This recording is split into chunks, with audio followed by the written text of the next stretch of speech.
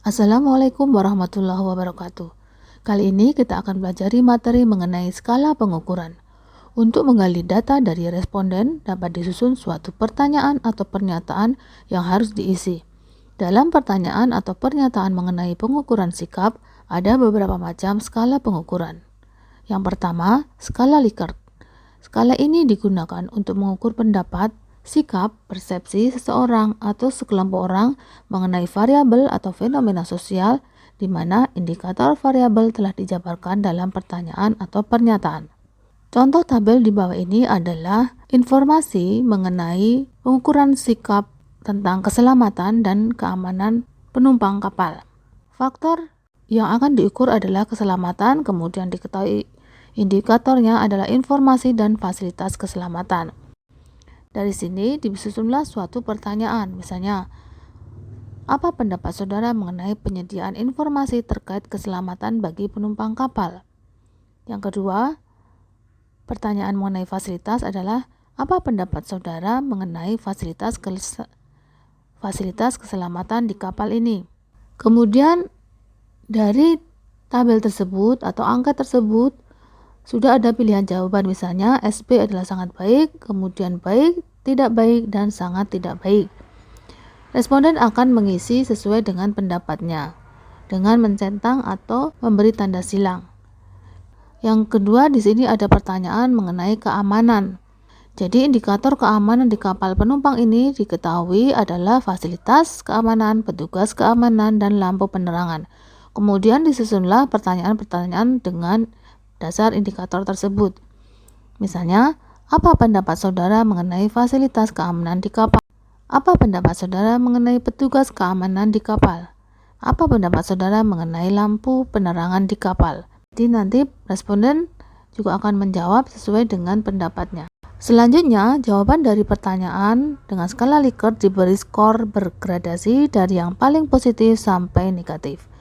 Instrumen dengan skala Likert dapat disusun dalam bentuk checklist atau pilihan ganda. Pengolahan jawaban dengan cara menghitung banyaknya jawaban yang dipilih, sehingga akan terlihat mayoritas jawaban.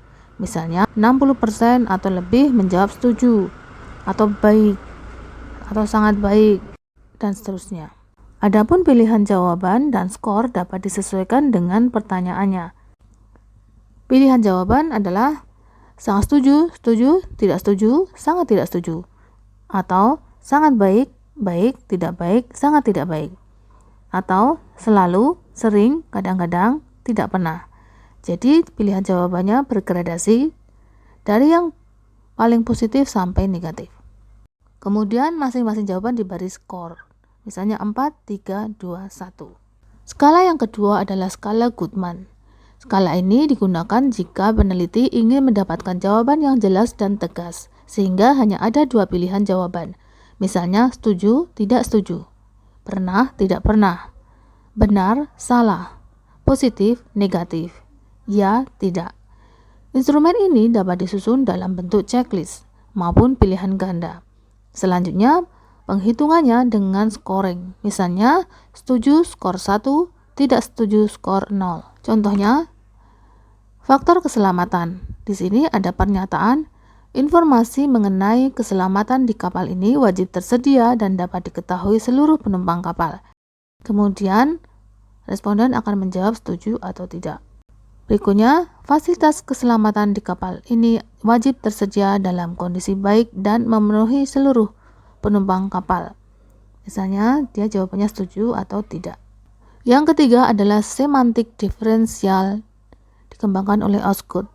Instrumen dapat disusun dalam bentuk checklist maupun pilihan ganda. Namun skalanya disusun dalam suatu garis kontinum di mana jawaban bernilai positif diletakkan paling kanan, sedangkan jawaban negatif diletakkan paling kiri. Contoh, berilah nilai pelayanan atas komplain penumpang kapal. Di sini ada pilihan jawaban lambat sampai dengan cepat. Lambat skor 1, 2, 3, 4, dan tertinggi 5. Tidak ramah sampai dengan ramah. Atau misalnya pilihan ingkar janji dan tepat janji. Pilihan ini disesuaikan dengan pertanyaan atau pernyataan yang ingin digali. Yang keempat, rating scale. Responden memilih jawaban dari beberapa alternatif jawaban yang telah disusun berdasarkan skala. Misalnya, memilih jawaban sangat baik, baik, kurang, atau sangat kurang. Dalam rating scale, responden sekaligus menjawab secara kuantitatif dari pilihan jawaban yang telah disediakan. Oleh karena itu, peneliti atau pengumpul data harus dapat menangkap makna dari setiap jawaban responden. Contohnya, instrumen mengenai pengurusan dokumen dengan memberi pilihan jawaban angka 4 jika pengurusan sangat baik, 3 jika pengurusan baik, 2 jika pengurusan kurang baik, 1 jika alurnya sangat tidak baik. Contoh, di sini ada pertanyaan tentang alur pengurusan dokumen. Kemudian ada interval jawaban 4, 3, 2, 1. Responden akan menjawab sesuai dengan pendapatnya. Kemudian ada pertanyaan tentang penataan ruang pengurusan, ada pertanyaan tentang kenyamanan ruang pengurusan, dan pelayanan petugas. Rekapitulasi data mentah atas jawaban responden dibuatlah dalam suatu tabel seperti ini. Jadi responden dari nomor 1, 2, 3, 4, dan seterusnya. Kemudian jawaban responden atas pertanyaan dari nomor 1, 2, 3, 4, 5, dan seterusnya. Kemudian dibuatlah suatu jumlah untuk mengetahui berapa mayoritas nilai atau jawaban responden setiap pertanyaan dari seluruh responden. Tes digunakan untuk mengevaluasi tentang kemampuan menunjang pekerjaan. Untuk mengevaluasi suatu program, misalnya dalam rangka meningkatkan kemampuan bahasa Inggris kru kapal pesiar, dibuatlah pelatihan. Hasil tes bahasa Inggris tersebut dibuat untuk mengetahui perbedaan sebelum dan sesudah mengikuti pelatihan. Contohnya dalam tabel berikut ini.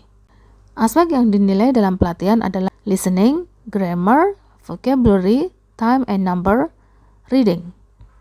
Kemudian nilai tes sebelum pelatihan dan nilai tes sesudah pelatihan. Setelah itu diukur atau dilihat perubahan sikap kerja dalam hal komunikasi bahasa Inggris oleh kru kapal.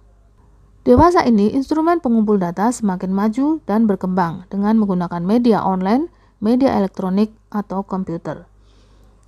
Konsumen sebagai sumber data dimudahkan dengan menekan atau memilih jawaban berupa gambar atau bintang, misalnya pada jasa layanan taksi atau motor online Gojek dan Grab. Konsumen dapat memberikan rating atau bintang atas pelayanan yang diberikan. Pertimbangan dalam pemilihan alat ukur. Alat pengukuran data dikatakan baik jika valid, reliable, objektif, dan praktis. 1. Validitas berkaitan dengan ketepatan sebagai alat ukur. Contoh, ombrometer, speedometer, altimeter, jembatan penimbang. Ini juga sebagai alat ukur. Ombrometer yaitu alat untuk mengukur curah hujan. Speedometer adalah alat ukur standar untuk mengukur kecepatan kendaraan di darat.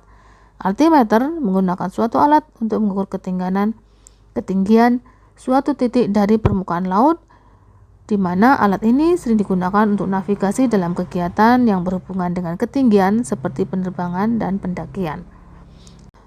Yang kedua, reliabilitas berkaitan dengan keajekan atau konsistensi data dalam interval tertentu dari penggunaan alat ukur.